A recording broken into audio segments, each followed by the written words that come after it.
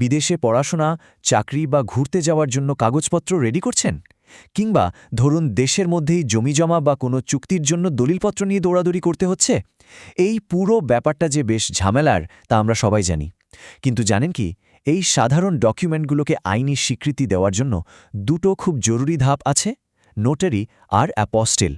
চলুন আজকে এই পুরো বিষয়টা একদম সহজ করে বুঝে ফেলি।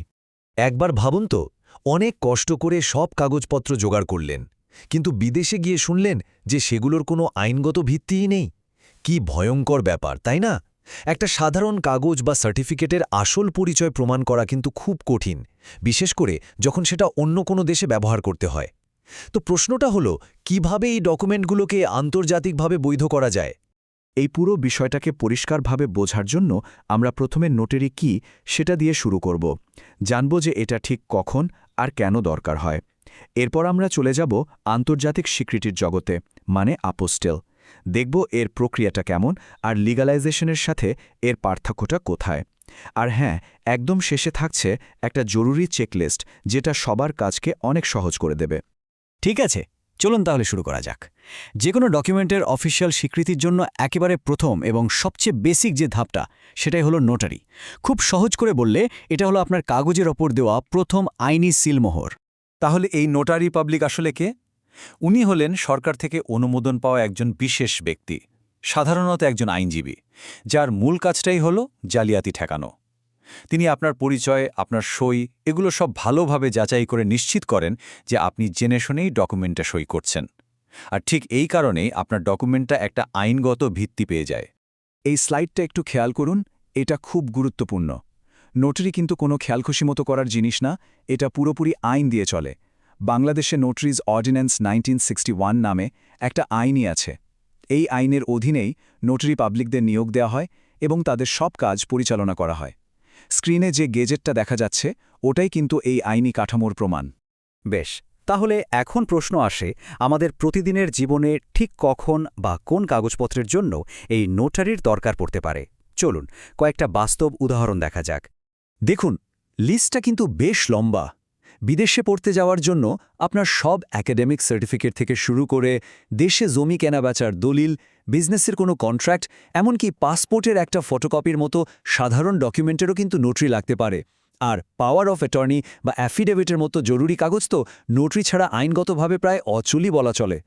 নোটারি তো গেল দেশের ভেতরের বা বলা যায় একদম প্রাথমিক ধাপ, কিন্তু কোনো ডকুমেন্ট যদি দেশের বাইরে ব্যবহার করতে হয়, তখন স্বীকৃতির জন্য আরও একটা বড় ধাপ পেরোতে হয়, আর সেটার নামই হলো অ্যাপোস্টিল। অ্যাপোস্টিলকে খুব সহজে বলা যায় এটা হলো আপনার ডকুমেন্টের জন্য একটা ইন্টারন্যাশনাল পাসপোর্ট। 1961 সালের হেগ কনভেনশনের মাধ্যমে এটা চালু হয়েছিল।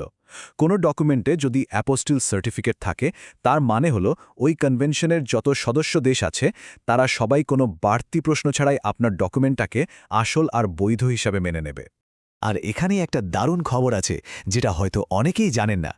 বাংলাদেশ কিন্তু 2022 সাল থেকে এই হেগ কনভেনশনের একজন সদস্য। এর মানে কি? এর মানে হলো বাংলাদেশিদের জন্য এখন বিদেশে ডকুমেন্ট পাঠানো এবং সেগুলোর স্বীকৃতি পাওয়াটা আগের চেয়ে অনেক অনেক বেশি সহজ, দ্রুত আর সস্তা হয়ে গেছে।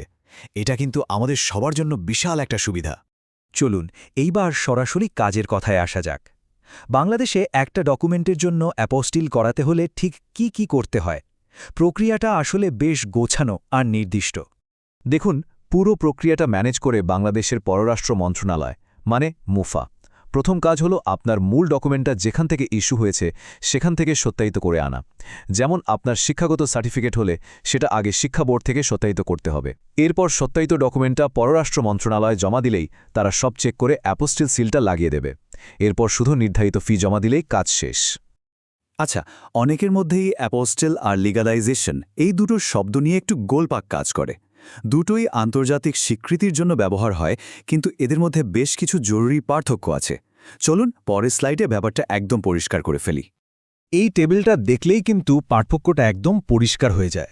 মূল ব্যাপারটা হলো অ্যাপোস্টিল শুধু হেগ কনভেনশনের সদস্য দেশগুলোর জন্যই লাগে, আর এটা একটা এক ধাপের প্রক্রিয়া।